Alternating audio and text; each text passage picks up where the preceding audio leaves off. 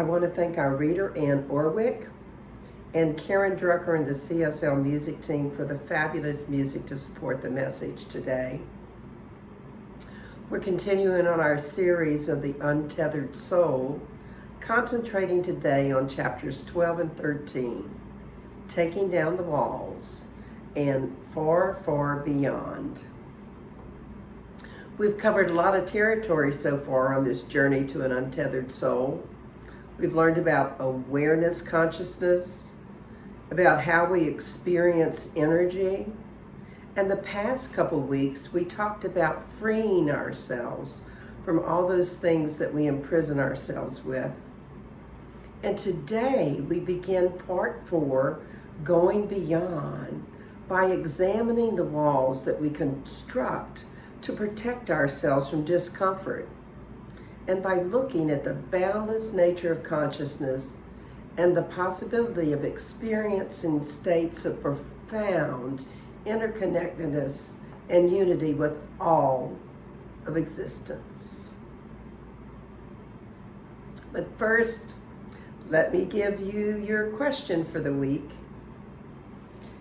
What is the one choice you can make today to break down your self-imposed barriers, to embrace the boundless nature of consciousness, and to experience profound unity with all of existence? One more time. What's the one choice you can make today to break down your self-imposed barriers, to embrace the boundless nature of consciousness, and to experience profound unity with all of existence? In the chapter Breaking Down the Walls, Singer invites us to examine the barriers we construct within ourselves, those self-imposed walls and defenses that we construct to protect ourselves from pain and discomfort. He emphasizes the profound liberation that awaits us when we dismantle those walls that are born out of fear and conditioned responses. And he emphasizes the importance of breaking down those walls so that we can allow ourselves to experience life fully without fear and resistance. Your consciousness is hidden by your walls of thoughts and emotions, your self-concept, your beliefs, your past experiences, your dreams of the future, and many other things. We erect barriers around our hearts and minds as defenses to shield ourselves from pain and from vulnerability and from the unknown. To become an untethered soul, Singer encourages us to embrace vulnerability and openness as pathways to inner freedom and to spiritual growth. Just for a moment, reflect on the walls that you've built within yourself, whether they manifest as protective mechanisms, as emotional armor, as rigid belief systems. It doesn't matter. Think about when something or someone challenges any of those barriers or walls.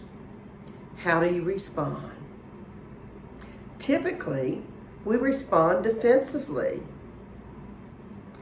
Yet, we're not just defending ourselves, we're defending our walls. Singer implies that true freedom or enlightenment is only found beyond the walls that we've erected, and the only way to real freedom is to bring down the walls that lock out freedom. Here's what he says. True freedom is very close. It's just on the other side of your walls. Enlightenment is a very special thing. But in truth, one should not focus on it. Focus instead on the walls of your own making that are blocking the light. I like that the analogy that Singer gives us of building a house in a wide open field that's full of light. But when we build the house, we build it in such a way as to not have a lot of windows so that we can keep the heat out. Consequently, we're also keeping the light out. It also has a number of features that over time fail. If you haven't read the chapter in this analogy, I invite you to read it, because the analogy of the house that we built and then stay within the walls of represents what we do when we trap ourselves inside our own thoughts and beliefs. Our walls, which initially offer a sense of security, ultimately trap us within narrow confines, preventing us from fully engaging with the richness and complexity of life. And as we explore the nature of these walls, we can learn to cultivate awareness and compassion for ourselves, recognizing that those defenses arise from past experiences and somewhat from our conditioning as we were growing up.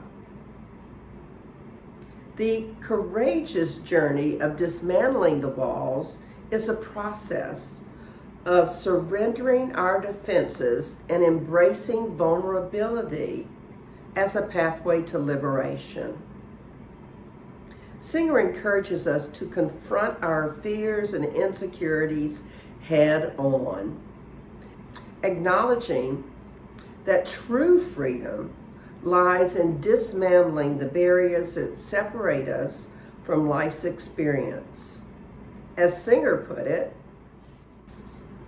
imagine your house of thoughts standing in the middle of an ocean of light from 1 trillion stars.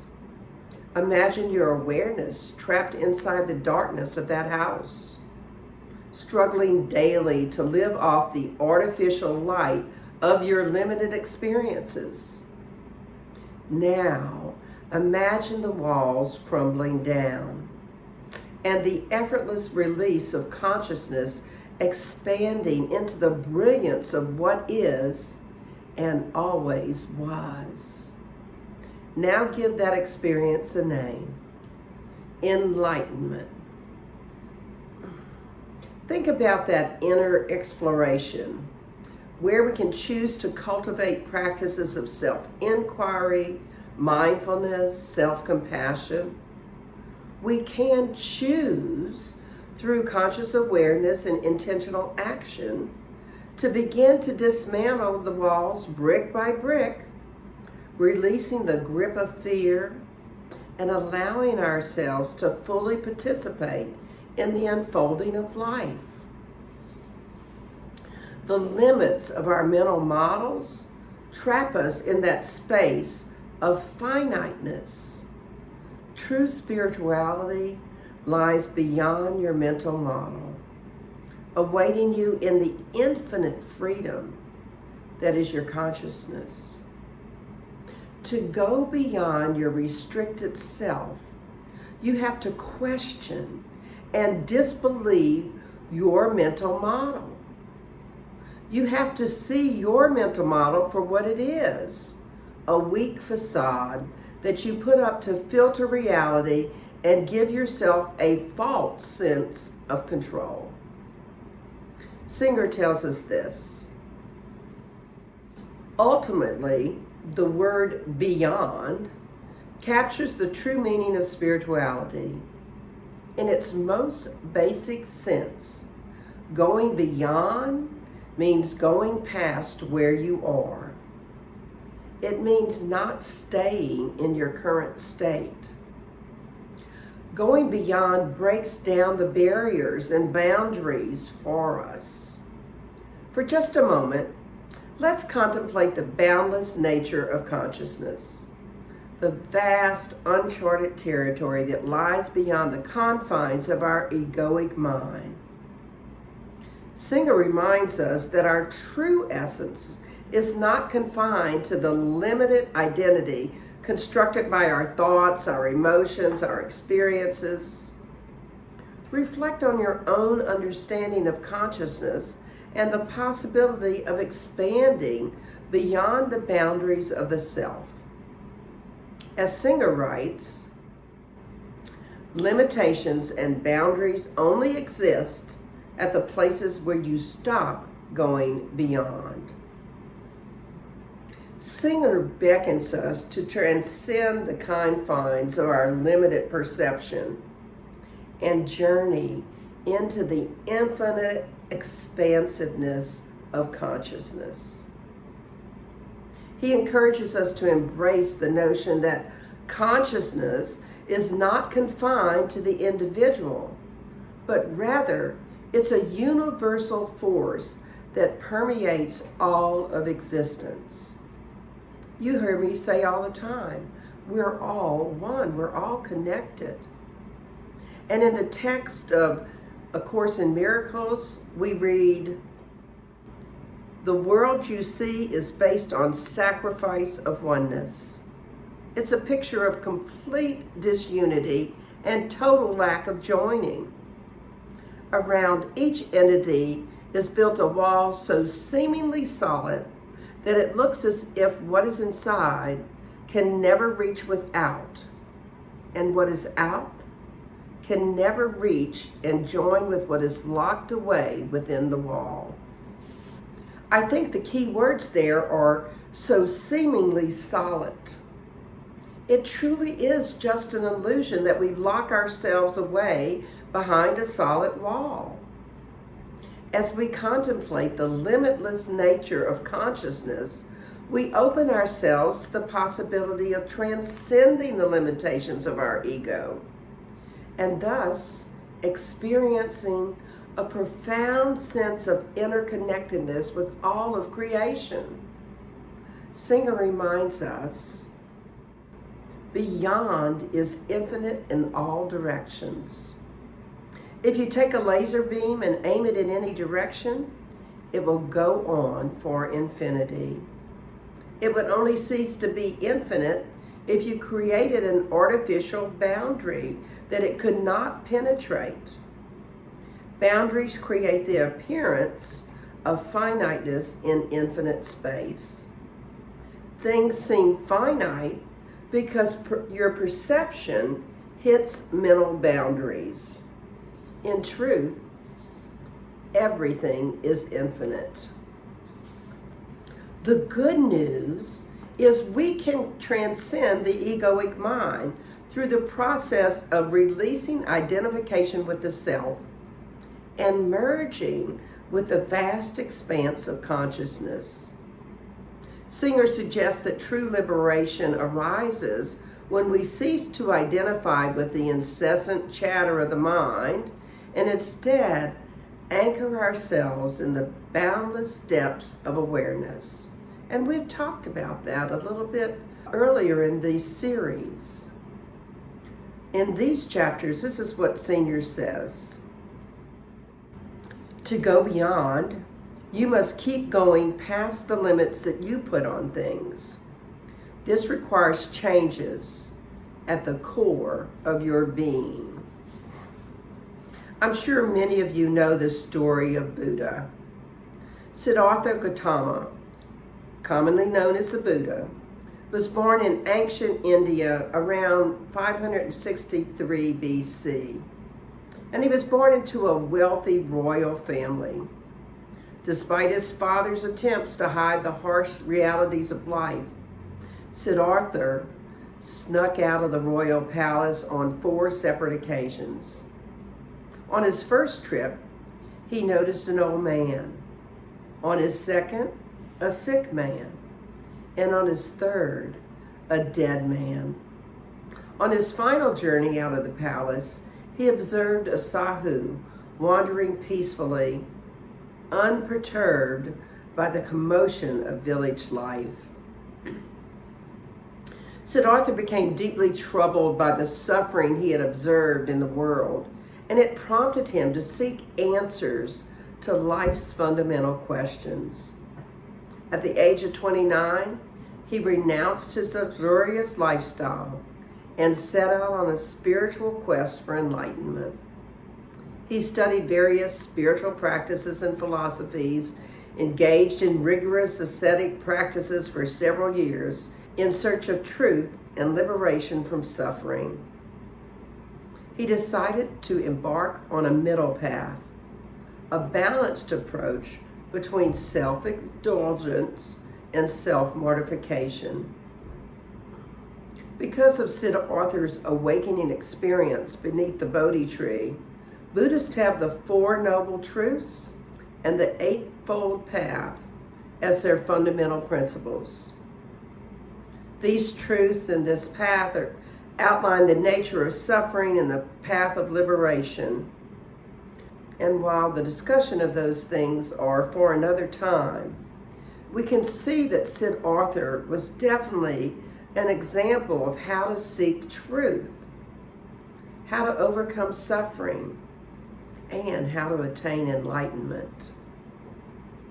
Now, when Singer requested that we have to change at the very core of our being, it sounds like a rather daunting task, doesn't it?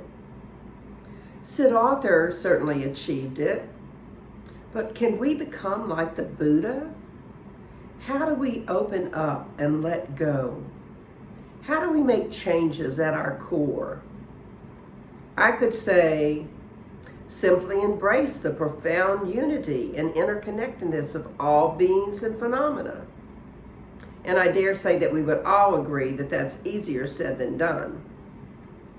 In his chapter Far, Far Beyond, Singer reminds us that at our core, we are not separate individuals. We are expressions of the same universal connectedness. Let's reflect on the implications of this truth for our own life and for our relationships. Singer writes, "When you feel pain, it is simply life's way of trying to wake you up. We wake up when we embrace the challenges and adversities of life as opportunities for growth and awakening. And we know that each experience serves to deepen our consciousness to the vast expanse of consciousness that animates all of existence. We free ourselves when we go beyond everything that makes us uncomfortable. Like Siddhartha on his way to becoming enlightened, we might see a lot of suffering and pain, even death, on our journey. And it's the fear of the unknown, the discomfort of stepping out into that unknown, that keeps people in the cage of their mental models. Think of your walls as barriers, just as the walls of the castle that held Siddhartha in for so many years.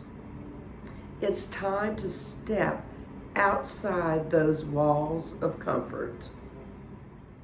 You can get used to the discomfort of breaking free by stepping towards the edges of your fear and your insecurities or your envy or jealousy or whatever it might be, a little every day.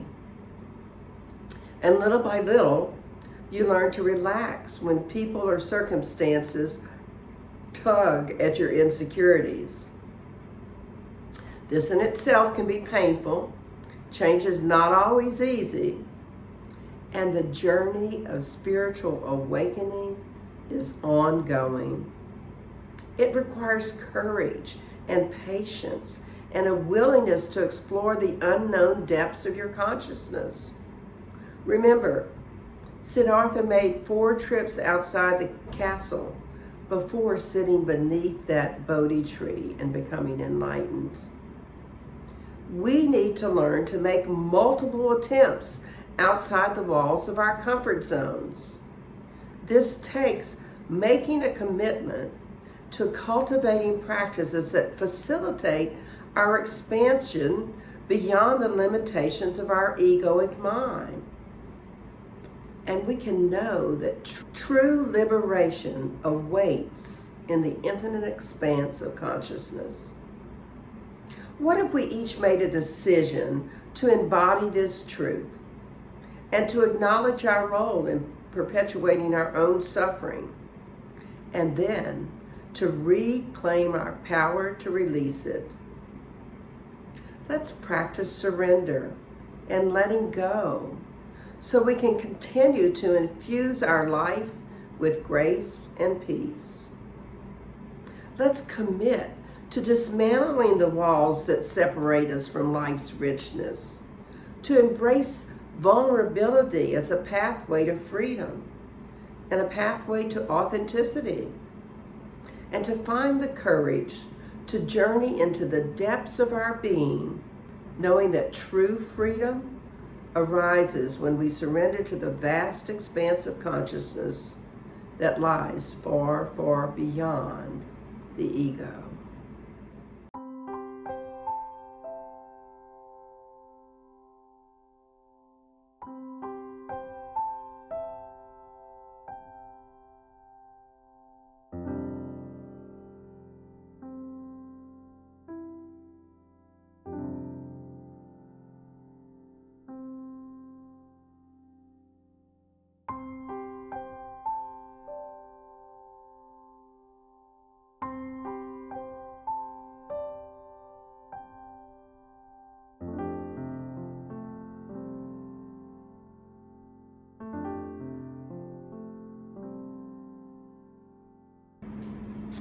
And so, in summary, how might you take down those walls you've built up and move far, far beyond any barriers to you having an untethered soul? Remember, break down your self-imposed barriers by examining the walls you built within yourself. Surrender your defenses and embrace vulnerability. Embrace the boundless nature of consciousness. Question and disbelieve your mental models. Remember, going beyond means going past where you are. And experience profound unity with all of existence. At our core, we're not separate individuals. We are all one. Pain and discomfort are ways of waking you up. The journey of spiritual awakening, enlightenment, is ongoing. So here's your affirmation for the week. How is it I so willingly, energetically, and effortlessly break down my self-imposed barriers, embrace the boundless nature of consciousness, and experience profound unity with all of existence? And your challenge for the week? Tap into true liberation. It awaits in the infinite expansiveness of consciousness. And acknowledge your role in perpetuating your own suffering. So find a way each day to dismantle the walls that separate you from life's richness. Embrace vulnerability as a pathway to freedom and authenticity. And find the courage to journey into the depths of your being, surrendering to the vast expanse of consciousness that lies far, far beyond the ego.